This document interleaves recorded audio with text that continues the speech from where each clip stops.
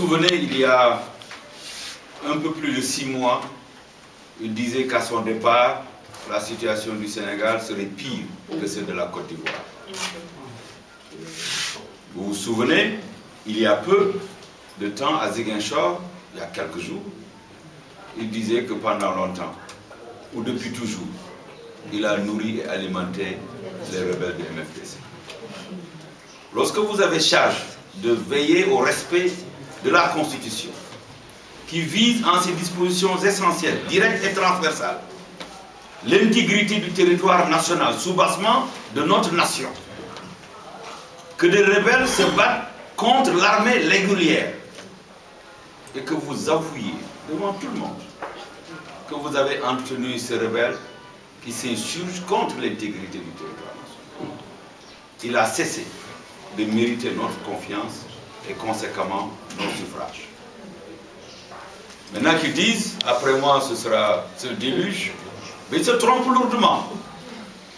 C'est manquer de ngor vis-à-vis de tous les Sénégalais qui vraiment sans tambour ni trompette lui ont confié leur sort en 2000 et ont réitéré le même geste en 2007 dans le calme le plus absolu.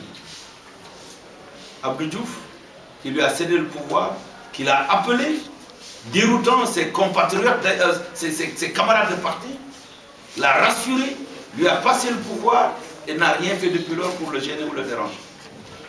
Voilà qu'après 12 années consécutives d'exécution et d'administration de ce pays, au moment où à 87 ans il devait tirer sa révérence et laisser ici un champ inégalé, voilà qu'il nous menace. Il n'a pas fait que nous menacer, il a essayé de nous corrompre. Il n'a pas fait que nous corrompre, il a essayé de nous intimider. Il n'a pas fait que nous intimider, maintenant il veut nous sacrifier. Accepterez-vous d'être sacrifié? Je ne le pense pas. Depuis 3 jours, nous avons des informations concordantes que les objets d'art du palais sont en train d'être mis dans des sachets, dans des cartons.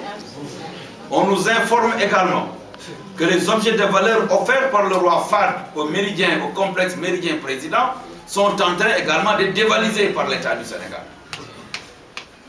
Cela veut dire que quelque part, et Aïda a raison, ils se savent perdus et sont prêts à partir.